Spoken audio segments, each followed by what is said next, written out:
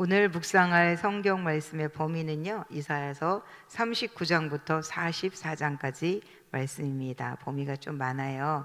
39장 말씀을 요약해 드리면 39장은 히스기야가 병에서 나았다는 얘기입니다. 그런데 바벨론에서 그 소식을 듣고 바벨론 왕이 편지와 예물을 보냈습니다. 병문안을 받은 그 히스기야 왕은 감동을 받아서 왕에 있는 왕궁의 보물이며 모든 걸 보여주었고, 그의 이사야의 예언은 보여준 것들을 다 빼앗길 것이며 왕자들이 환관을 되리라는 그런 예언의 말씀을 전해주는 것이 39장 말씀입니다. 40장은 희망의 하나님을 노래하는 말씀이고요. 이사야서 40장에서부터 42장 말씀은 하나님은 희망을 노래하게 하셨고 그들을 반드시 구속하여 될 것이고, 또한 하나님께서 사랑하시는 백성이라는 것을 말씀해 주시고 있습니다.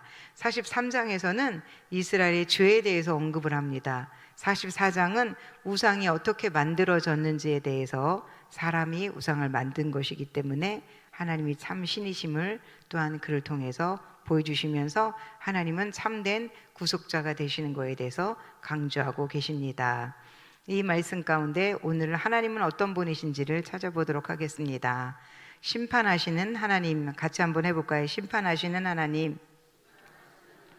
네, 이사야서 43장 14절로 21절까지 말씀인데요, 조금 길긴 하지만 같이 한번 읽어보도록 하겠습니다. 이 제목 위에 보면 조그만 제목이 써 있어요. 바벨론으로부터 빠져나오다, 이런 제목이 있는데요, 같이 한번 읽어보도록 하겠습니다. 14절입니다. 시작. 너희의 구속자요 이스라엘의 거룩하니 여호와가 말하노라. 너희를 위하여 내가 바벨론에 사람을 보내어 모든 갈대아 사람에게 자기들이 연락하던 배를 타고 도망하여 내려가게 하리라. 나는 여호와 너희의 거룩한 이요 이스라엘의 창조자여 너희의 왕이니라. 나 여호와가 이같이 말하노라. 바다 가운데 길을, 큰 물 가운데 지름길을 내고 병거와 말과 군대의 용사를 이끌어내어 그들이 일시에 엎드러져 일어나지 못하고 소멸하기를 꺼져가는 등불 같게 하였느니라. 너희는 이전 일을 기억하지 말며 옛날 일을 생각하지 말라. 보라, 내가 새 일을 행하리니 이제 나타낼 것이라. 너희가 그것을 알지 못하겠느냐? 반드시 내가 광야의 길을, 사막에 강을 내리니 장차 들짐승 곧 승냥이와 타조도 나를 존경할 것은 내가 광야의 물을, 사막의 강들을 내어 내 백성 내가 택한 자에게 마시게 할 것임이라. 이 백성은 내가 나를 위하여 지었나니 나를 찬송하게 하려 함이니라. 아멘. 하나님은 이스라엘 백성이 바벨론으로 끌려가더라도 배를 타고 도망하여 나올 것이고, 그리고 바닷 가운데 큰 길을, 큰 물 가운데 지름길을 낼 것이라고 그렇게 말씀하고 계십니다. 그곳에서 오래 있지 않게 하겠다고 꼭 달래는 것 같이 보입니다. 그리고 하나님 이렇게 내가 새 일을 행할 거야. 너희가 정말 알지도 못할 것을 내가 경험하게 해줄 거야. 모든 짐승들이 나를 존경할 거야.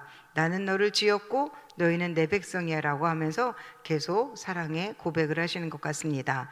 그러나 그 다음 절부터는 달라집니다. 하나님이 어떻게 말씀하시냐면, 그러나 야곱아 너는 나를 부르지 아니하였고 이스라엘아 너는 나를 괴롭게 여겼으며 내 번제의 양을 내게로 가져오지 아니하였고 하면서 비방거리를 삼았다라고 하면서 그 이스라엘 범죄한 사건에 대해서 쭉 말씀하고 계십니다.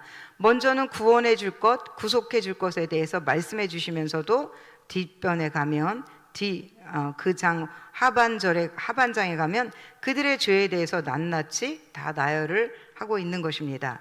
그러니까 이스라엘과 야곱 자손들이 왜 바벨론 나라에 의해서 그렇게 멸망을 당하고 그곳에 가서 그렇게 고생을 하게 되는지에 대해서, 그것은 바로 그들의 죄 때문이었다는, 그것은 바로 하나님의 심판에 대한 경고였다는 것을 알려주시는 것입니다.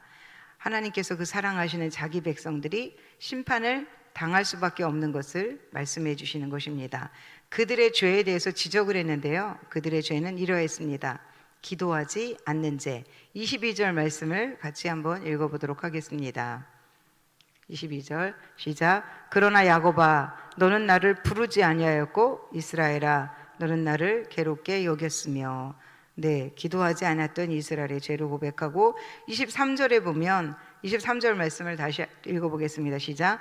내 번제의 양을 내게로 가져오지 아니하였고 내 제물로 나를 공경하지 아니하였느니라.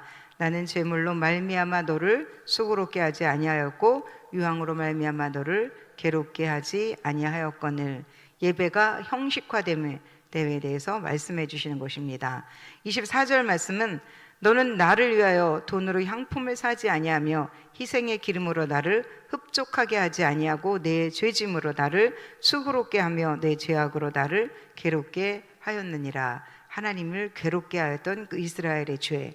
그 다음에 27절로 28절 보면 공동체가 전체적으로 영적으로 타락했음을 지적하고 계십니다. 내 시조가 범죄하였고 너희 교사들도 나를 배반하였나니 그러므로 내가 성소의 어른들을 욕되게 하며 야곱이 진멸당하도록 내어주며 이스라엘이 비방거리가 되게 하리라. 하나님이 선민으로 부르셨던 이 이스라엘과 유다, 그들을 사랑하시지만 그들의 죄에 대해서는 반드시 벌하셔야만 하는 그런 사정에 계셨던 겁니다. 그들의 죄에 대해서는 반드시 심판해야 하는 것이 하나님의 공의입니다. 하나님의 공의의 정점은 바로 예수님이십니다. 하나님은 우리를 사랑하셔서 벌하시는 것을 원치 않으십니다. 그러나 또한 우리의 죄는 반드시 벌하셔야만 하는 그 문제를 예수 그리스도 안에서 해결하셨습니다. 예수님은 참 하나님이신 동시에 인간이셨습니다. 그래서 죄 없는 사람이 죄 있는 사람을 위해서 대신 죽으신 것입니다. 예수님은 그 자신의 몸으로 우리의 죄를 위하여 십자가에서 죽으시고 다시 살아나셨습니다. 그리고 그분은 다시 부활하셔서 잠자는 자들의 첫 열매가 되셨던 것입니다. 오늘 심판하시는 하나님은 우리를 심판 자체로 멸망케 하려는 것이 아니라 심판이 있음을 알게 하시고 그 심판의 주체가 되시는 하나님께서 심판을 피할 길에 대해서 말씀해 주시는 것입니다. 그러면서 계속 우리에게 돌아오라라고 촉구하고 계시는 것입니다.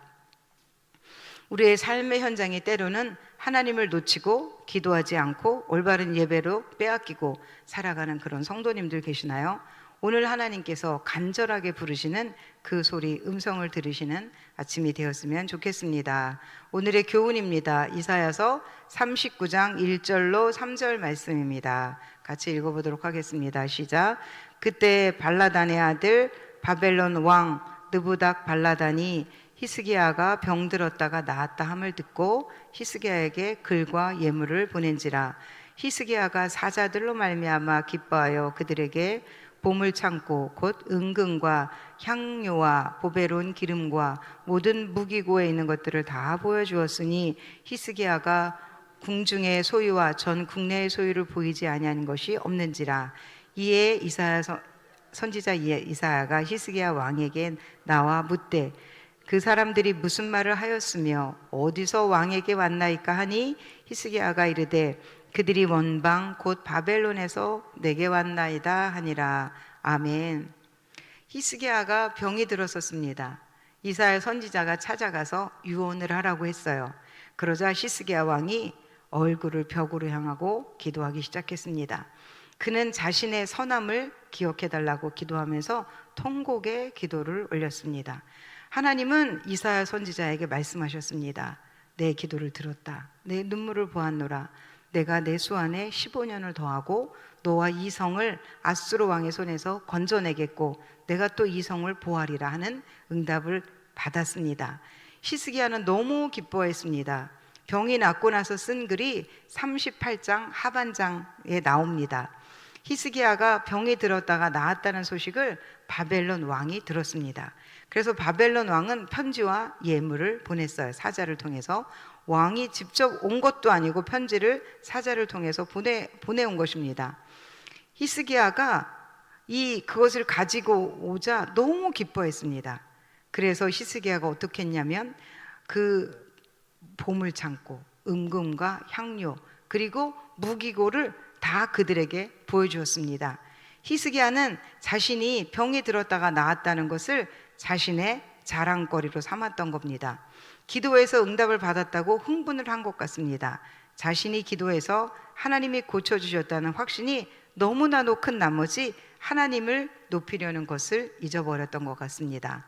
거기에 하나님은 없었습니다. 자신을 높이면 하나님은 사라집니다. 하나님을 높일 때 자신의 존재도 더 커지는 겁니다. 그리고 그가 자랑한 것은 그의 나라가 자신의 힘인 양 자랑한 것도 그의 어리석음이었습니다. 하나님께서 지켜주실 때 그의 나라도 보존될 수 있고 유지될 수 있다는 것을 잊어서는 안 되는 거였음에도 불구하고 그는 중요한 사실을 놓치고 말았던 것입니다. 저도 칭찬을 들으면 우쭐할 때가 있습니다. 아무것도 아니면서 칭찬을 그렇게 좋아하는 건지 오늘 이 말씀을 저 깨달으라고 주신 교훈으로 저는 삼습니다. 하나님을 높입시다. 그분은 선하시고 인자하시고 영원하신 하나님이십니다. 하나님께만 영광을 올려드립니다. 마지막으로 저에게 주시는 말씀을 들려드리고 마치겠습니다. 이사야서 40장 27절로 31절 말씀, 오늘 읽었던 말씀인데요. 한 번만 더 읽어보도록 하겠습니다. 27절 시작. 야곱아 어찌하여 내가 말하며 이스라엘아 내가 이르기를 내 길은 여호와께 숨겨졌으며 내 송사는 내 하나님에게서 벗어난다 하느냐. 너는 알지 못하느냐 듣지 못하느냐.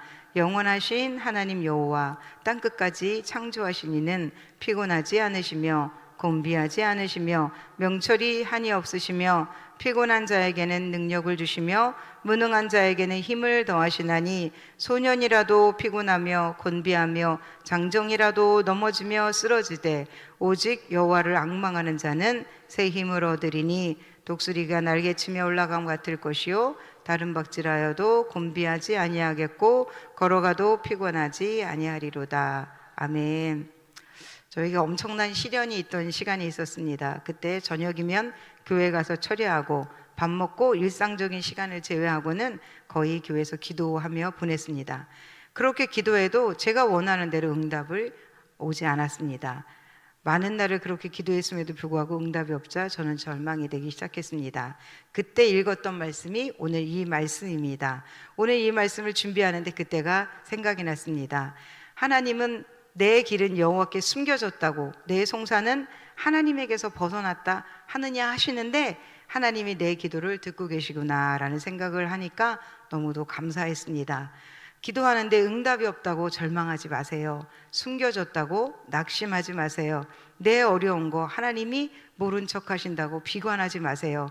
우리 창조주 하나님은 피곤하지 않으시며 곤비하지 않으시며 명철이 한이 없으시고 피곤한 자에게는 능력을 주시며 무능한 자에게는 힘을 더하시는 분이십니다. 아멘. 소년이라도 피곤하며 곤비하며 장정이라도 넘어지며 쓰러지되 여호와를 앙망하는 자는 새 힘을 얻는다고 하셨습니다. 독수리가 날개치며 올라간 같은 다른 박질하여도 곤비치 않고 걸어가도 피곤하지 않게 하시는 우리 하나님의 능력을 바라보시며 오늘도 승리하는 하루가 되셨으면 좋겠습니다. 제가 그렇게 울며 매달려 기도한 거 하나님이 다 선하게 인도해 주셨습니다. 그때는 죽을 만큼 힘들었지만 시간이 지나고 나자 오늘처럼 하나님이 힘을 더해 주셨고 저와 함께 하셔서 오늘에 있게 하셨습니다.